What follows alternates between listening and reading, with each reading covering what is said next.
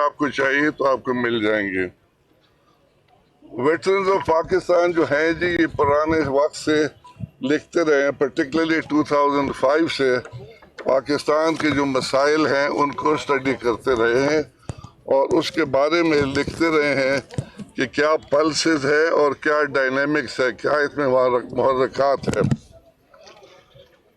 انہوں نے ہم نے سب جو ہے اپنی جو ہم نے ان کی خطرات جو ہے پاکستان کی ان کو ایک ایک کر کے نوٹ کیا ہوا ہے۔ اس میں پاکستان کے انٹرنل تھریٹس اور ایکسٹرنل تھریٹس دونوں کا ہم جائزہ لیتے ہیں ایز ایکس سروس مین، اور پھر ہم وہ گورنمنٹ کو ہم دیتے ہیں۔ ہم نے یہ پہلے نواز شریف کے گورنمنٹ کو بھی دیے تھے، وہ استعمال کرتے ہیں، نہیں ہم نے باقیوں کو بھی دی ہے، وہ ابھی ہے اور انشاءاللہ آپ تک پہنچ جائے گی۔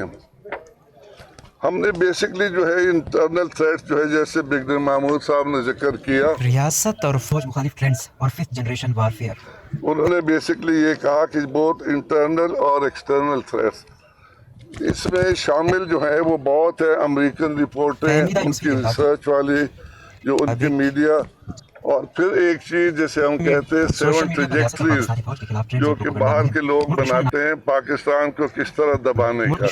وہ چاہتے ہیں کہ پاکستان کو معاشی طریقے سے پہلے ڈاؤن کریں اور پھر باقی چیزوں سے کر کے پاکستان کو ایسے کریں کہ وہ ہمارے نیوکلر تھریٹ، ہماری نیوکلر جو ہے پاور جو ہے اس کو ختم کر کے بیچ دے، لے لے جو بھی بزرگ۔ تو یہ سب چیزیں جو ہیں ہوتی رہی ہیں اور ہم نے ان کے بارے میں لکھا ہے۔ اس کے علاوہ ہم نے جو باتیں کی ہیں اور لوگوں کو بتائی ہیں وہ ہے کہ جی پاکستان کے ایڈورس ایفیکٹ ایکسٹرنل تھریٹس کے کیا ہو رہے ہیں۔ یہ ایکسٹرنل تھریٹس والے اتنے ہو گئے ہیں زیادہ کہ وہ ہمارے انٹرنل حالات پہ حاوی ہو گئے ہیں، اور ہماری انٹرنل حالات بہت ہی نازک موڑ پہ ہے، جیسے آپ کو سب کو ہمیں پتہ ہے۔ یہ جو یکدم جو ہماری سرج آف ایکٹیویٹیز ہوئی ہے ہمارے خلاف، یہ کوئی ویسے نہیں آ گئی، آسمان سے نہیں آ گئی، اس کا پکا لوگوں نے پلان بنایا ہوا ہے اور اب بھی وہ کوشش کر رہے ہیں کہ یہ پلان ہم پورا کریں، اور ہماری کوشش یہی ہوگی کہ ان کو یہ کامیابی نہ دینے، ان کو نہ دیں۔ اس وجہ سے یہ ہم چاہتے ہیں کہ یہ جو تھریٹس ہیں ان کے بارے میں ہمیں سب کو پتہ ہونا چاہیے، اور ہے بھی، لیکن تھوڑا کئی دفعہ کسی چیز پہ ایمفیسس کرنا پڑتا ہے۔ ان سب چیزوں کی بیک گراؤنڈ میں ہماری چند ڈیمانڈ کہہ دیں یا وہ ہے سجیشن ہے، سفارشات ہے۔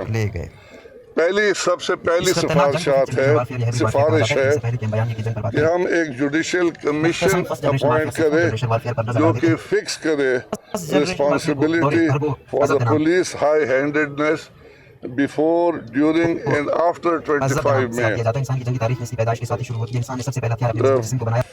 Before and after 25 May 2022, including violence, midnight raids without warrants, or illegal arrest or destruction of transport.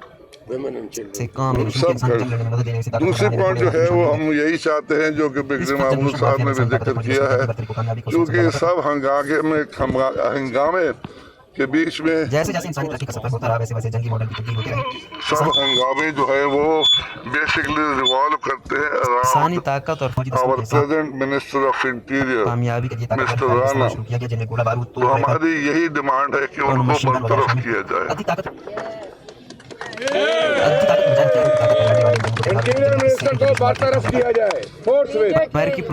ہماری تیسری ڈیمانڈ یہ ہے کہ ایک ایفیشینٹ اکنامک ٹیم بنائی جائے اور ان سے کام لیا جائے تاکہ ہمارے جو معاشی حالات ہیں وہ بہتر ہوں، جو کہ بہت ابتر ہیں ایٹ دا مومنٹ۔ ہم نے یہ بھی ڈیمانڈ کی ہے کہ جو پراپرٹی ڈسٹرائی ہوئی ہیں وہ ان کو پراپرٹیز اور ٹرانسپورٹ کو ان کو کمپنسیشن دی جائے۔ اس کے بعد سب سے بڑی جو ہے ہماری ڈیمانڈ وہ یہ ہے کہ پارلیمنٹ کو امیڈیٹلی ڈیزالو کریں.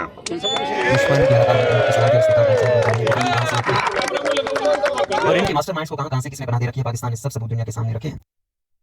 اب بات کرتے ہیں ہائبرڈ وارفیئر کی. ہائبرڈ وارفیئر کی اصطلاح 21ویں صدی کے اوائل میں اسٹریٹجک لغت میں داخل ہوئی. حالانکہ اس سے پہلے بھی یہ وارفیئر کبھی عرصے سے مختلف ارتقائی شکلوں میں رائج تھی.